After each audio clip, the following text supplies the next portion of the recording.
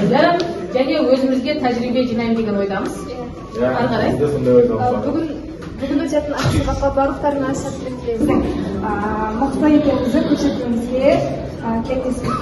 Бүгінгі сабақта бәріңізге сәттілік тілеймін. Жаңа тәжірибе алмасып, жаңа оқытушыны үйренейік. Оқытушының тіліне Рахмет. Яғни бұл бәрін Инстаграмда отырасыңдар, Инстаграмда білесіңдер. Бұл жерде Инстаграмда лүпіл басу, сақтап алу, өзіме сақтап аламын, және досыммен бөлісемін деген 3 түрлі белгілерді қойдым. Кім қайсысын көп қолданады, немесе қайсысына көп ұнайды, сол бойынша ұнағандарым бойынша топқа бөлініп отырайық. Бүгінгі тақырыптың осы мақсаты функцияның кесіндідегі ең үлкен және ең кіші мәндерін табу, және функцияның ең үлкен және ең кіші мәндерін табуға байланысты қолданбалы есептер шығара білу. Сонымен балалар, алдыңғы бұл тақырыпты негізі өтіп, біршама есептерді шығарып, уже толыққанды меңгерген боласыңдар. Сондықтан ең бірінші үй жұмысын тексеріп алайық. Үй жұмысын көршінде қалай тәсілі? Бұл тәсілді білесіз ғой, иә?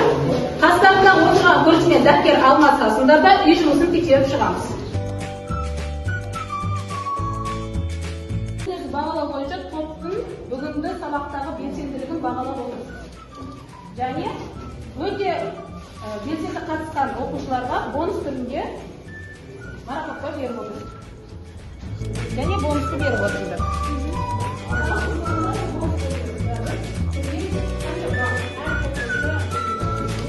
Бүгінгі сабаққа кіріспес бұрын миға шабуыл тапсырмаларды беріп алайын. Бірақ миға шабуыл тапсырмасына жауап беру үшін мен қазір сұрақ қоямын. Қай топ бірінші жауап береді? Сол топ бірінші сұрақты таңдау еркіндігі сода болады. Сонымен 9-ның бөліктер санын атап беріңдерші.